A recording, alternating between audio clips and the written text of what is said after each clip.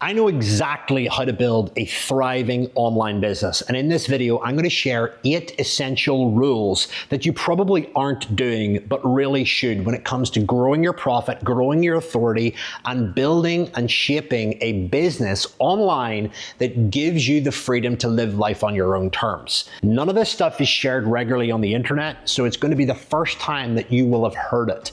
And there's a bonus tip at the end that I really want you to just tattoo on your vision board, because I can guarantee you, if you do it, you will get incredible growth this year. And in fact, from the moment that you watch this video. So let's get stuck in. The first thing is execution trumps ideas. You don't need more ideas, you need more execution. Watching a course, reading a book, planning, thinking about, worrying about isn't doing the thing. Doing the things that you need to do are the main thing that is going to grow your business.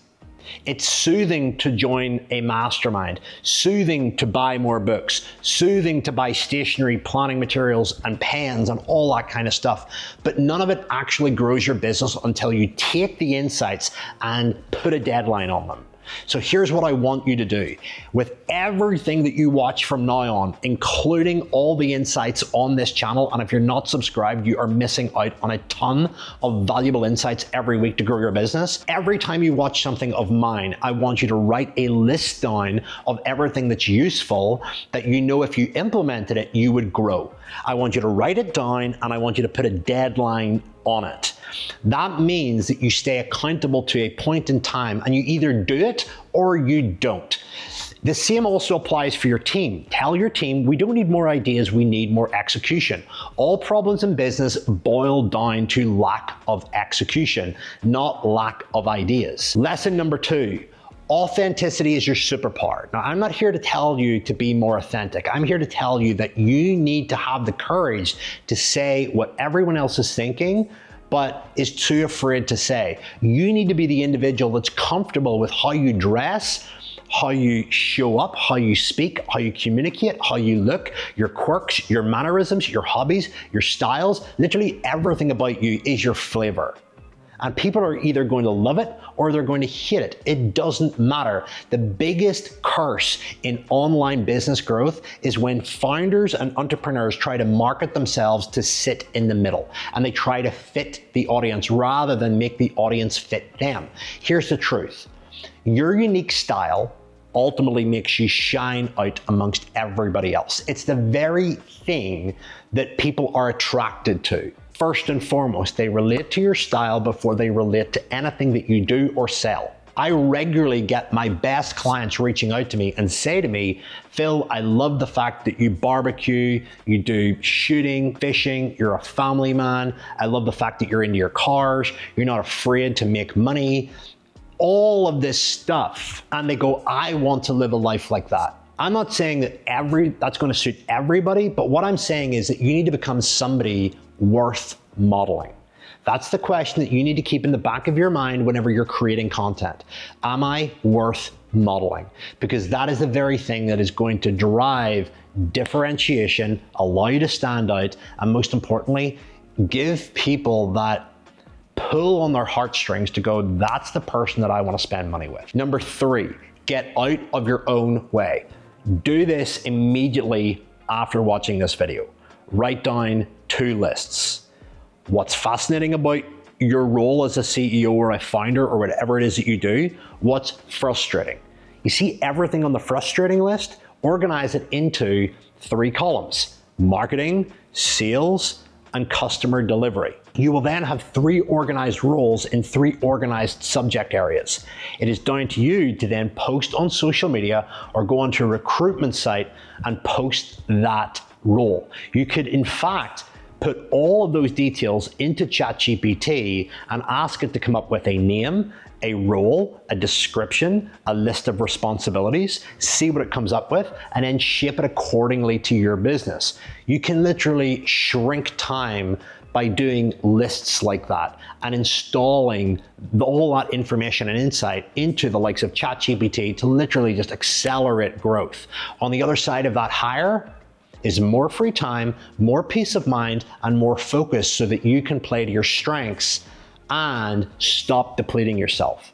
You start with 100% battery every day, and you want to ensure that that battery power is going to the right areas of the business, not being wasted or depleted in areas that you could easily hire someone for to allow you to play more to your strengths. The business needs more of you and your strengths, not a weaker, more diluted version of you. Next lesson, build a team smarter than you. One of the biggest questions that you've got to ask yourself to know whether or not you are guaranteed growth is, are there any people on my team smarter than me? That answer should be yes. The more people on your team that are smarter than you means that they are going to outthink you, they are going to make smarter decisions, and usually those decisions are harnessed on skill set and experience. And those are the decisions that grow the business. The amount of growth that you experience is in direct correlation to the quality of thinking and the decisions that are made outside of you. So if you have more people asking questions, making decisions, and coming up with ideas to execute than just you alone, the output of your team really just allows you to leverage the manpower, the working hours, and the hundreds of hours or thousands of hours of decisions that come through other people. And your main focus is to have those people report to you. You tell them, this is the number that we need to hit. They go and figure it out. They come back to you, and you've either hit it or they haven't. And if they haven't hit it, it opens up a level of conversation around what can we do better or what can we test the next time. If they have hit it, how do we sustain it? How do we beat it? How do we keep it going? Those are crucial people in your business. Next lesson, if you've already got a team, you need to spend more time training them than your clients. And here's why, because your team builds the business. You build the team that builds the business. So they need your leadership, they need your insight, they need your challenge, they need your support.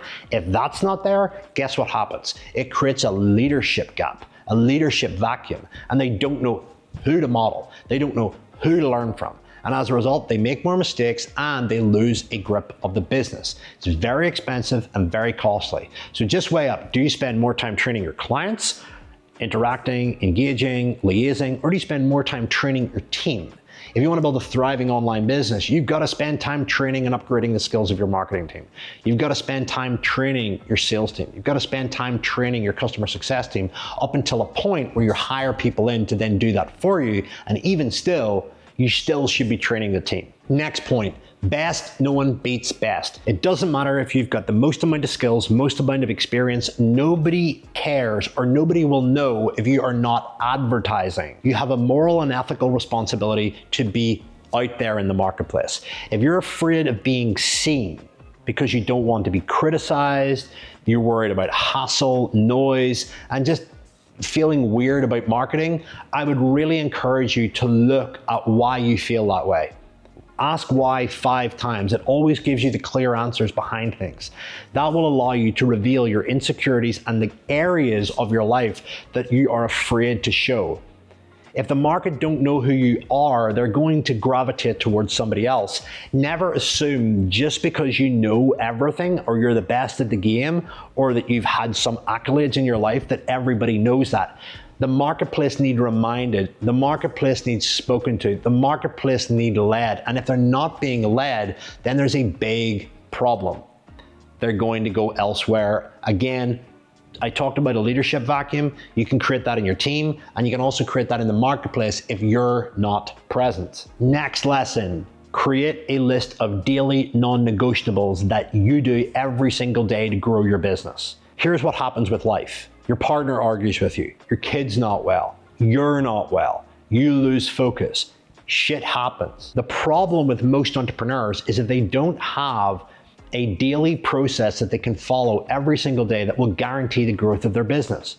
You behave your way to success. And one of the most important things that you can do is list down a daily list of behaviors that if you did them every day, they would create massive success. And I can tell you this right now, that the top 5 things that you can do as an online founder are: number 1, to look after you every day. That means to train, hydrate, eat good quality food, and get 7 hours sleep.